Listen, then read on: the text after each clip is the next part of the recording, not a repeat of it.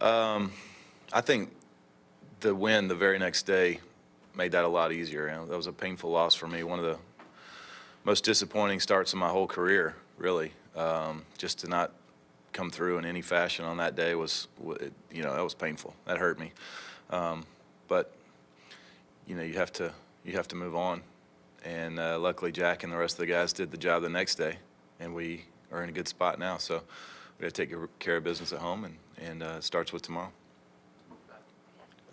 Beyond the fans that'll be here tomorrow, acknowledging that they'll be loud and proud, what are some benefits for your baseball team to play in this stadium tomorrow? We play good ball here all year, I feel like, and crowd, like you said, will be rocking. We know they'll show up in droves and be tailgating all morning long. I just know it. They'll be here and waving some sort of towel or something, making it cool looking. We got good weather here. It's not 106 out there. That's unlike any other game I've ever been a part of. Those last two games in October, those were the hottest games ever. But it's good to be back home and playing in front of an atmosphere that is very comfortable for us, is home for us, and we respond well here.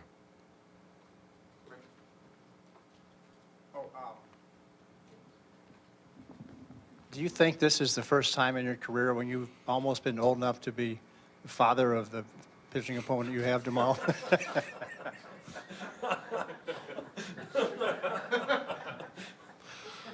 No offense. You know what I always tell these guys, man, old players means good players. You don't get to be an old player if you're not a good player.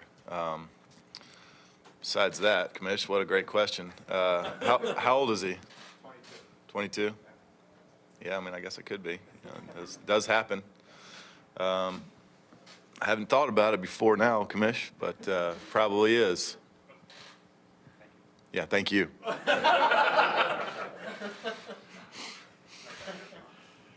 Adam, we talked about waiting from the end of the regular season and then waiting to get back home. It's been a long wait for you to get back to pitching in the postseason period. What's that sort of period of time been like, and whether it's anxiety or excitement or however you describe it, to be back on that stage tomorrow?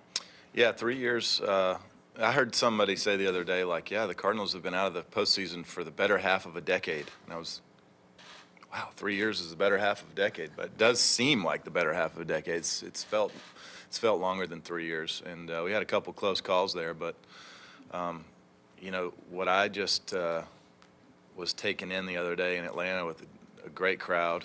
The crowd was rocking in Atlanta. Those guys were on their A game. 2 very good baseball games played.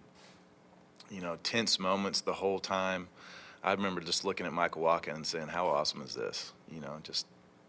Even we were losing 3-1 that first game, and I just looked at him and be like, I feel confident right now, and this is awesome. This atmosphere. I've missed this. I had missed that so much, and feeling that champagne running down your beard never gets old. But feeling that playoff buzz of the crowd when the games are actually going on, man, you can never replace that or replicate it in any other place in life that I've seen. It's just a feeling that is beyond compare. So, looking forward to it. I'm excited to be back in the playoffs. Adam, your last start in the postseason was the better part of a decade ago, I think, right? Is that what we're going with, 2015? Right. So how are you a different pitcher now than you were then? Well, I got a better Achilles now than I did that year. I don't know how much different, different my style is, but I have to do things a little differently, which I will not go into right now because that's a scouting report, Derek. But there's no secrets from the other side. They're going to have a very good game plan against me. I'm going to have a very good game plan against them, and it's going to all come down to execution. So, I think you guys have seen how I've pitched this year, and the second half, the way I've been going about things. They've seen how I've been going away, about things. So I don't want to give you any more than that, Derek Gould. Being the veteran that you are for this ball club, how many times have guys on this team come up to you and sought advice about how to approach the postseason, or maybe some things that they can do differently, or to prepare them for this? Fatherly advice, would you say, Commish? No, it's been cool. Even even some of the older players that have been around a little bit, have been picking my brain a little bit, which makes me feel good. I've been part of, I think, 9 teams that have been there. 7 times I've been active. We've played through the postseason a few times since I've been here. It's been an incredible ride. But there are things that until you feel that, like yesterday, that was Jack's first playoff start. Before he felt that, he didn't know what to expect, really. I mean, it's, every start is important. Every start is exciting and gets you amped up or whatever a little differently. But the playoff atmosphere is a little different. You have to account for some of the vibe that's going on out there. You have to be able to calm your nerves, and you have to be able to control your adrenaline, because I've seen it where guys go out there and they're feeling on top of the moon and their adrenaline's rushing, and they, 2 innings later they're out of gas. I've seen it. I've done it once. So until you feel that, it's hard to know. So it's been good, guys. A lot of guys have been asking questions. These are young guys on the team. They do a good job of learning, man. They really like learning. They really like sponging on guys that have been there and done that. I mean, I see our hitters doing that with our older players, and I see our pitchers doing that with our older pitchers. It's been good. 2 things. Was that one game you were talking about, the Washington game? Okay. And then secondly, are you in hockey playoff beard mode now? Playoff beard has started, yep. Since I didn't shave it since my last start, so that was the second to last day of the season. No reason to shave it for one day, right? So, yeah, better part of a decade, yeah. I didn't remember your question now. What was your question? The first one was about, you mentioned that one game you came out, was that the Washington game that they were talking about? No, I actually felt pretty good that Washington game.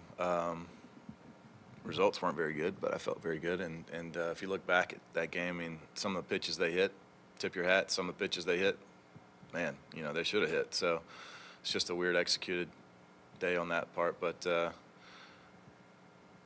trying to remember which start that was. I believe it was NLDS Game 1 against Kershaw in 2014, where I had been through the playoffs a bunch of times, but I still let my emotions get the best of me a little bit, and came out feeling pretty good. Got out of an early jam, and then in the 4th inning, I was pretty tuckered just from letting that get away from me too early in the game. Adam, I don't know what role you play in helping the other pitchers, young or old, kind of scout for the next day or do their game plan. But through the years, have you gained an appreciation for outwitting other teams? Is that something that you've come to enjoy, and how have you kind of learned to do that through the course of your career? Yeah, it's one of the things I'll miss the most whenever I do hang it up. Not saying it's this year, not saying it's not.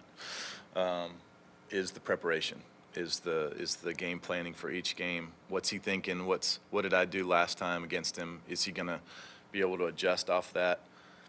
Do I stick with the same thing? That chess match has really been always my favorite thing about pitching, and to a certain extent, you have to go out there and rely on your best stuff and executing what you're the best at, right? And then to a certain extent, you have to be able to adjust and move on the fly and realize that hitter's doing something different and change your whole game plan up mid-game. That's one of my favorite parts about pitching, no question. I learned that at an early age here in St. Louis from Dave Duncan and Chris Carpenter.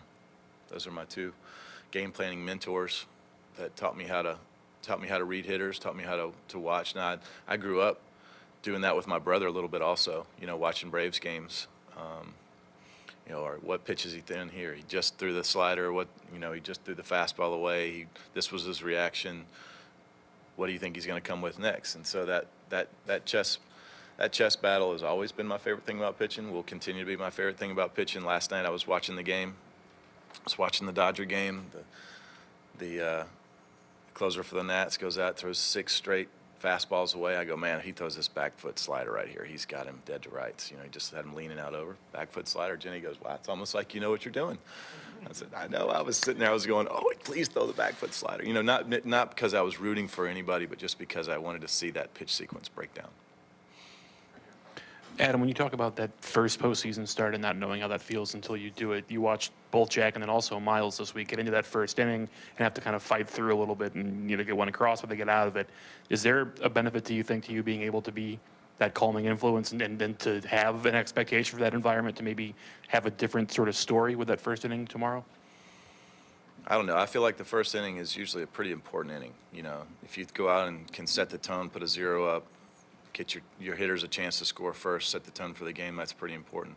As far as my role as a calming presence, I don't know if that's what you were asking or not, but I'll tell you, our pitchers have done Jack and Dakota and Miles and Waka, they've done an incredible job of doing that on their own. I don't really have to say a whole lot to them. Occasionally, I'll have to light a fire under somebody, or occasionally I'll have to be like, hey, that's all they get, relax, whatever. But for the most part, our young pitchers have pitched above their age level to me, I think.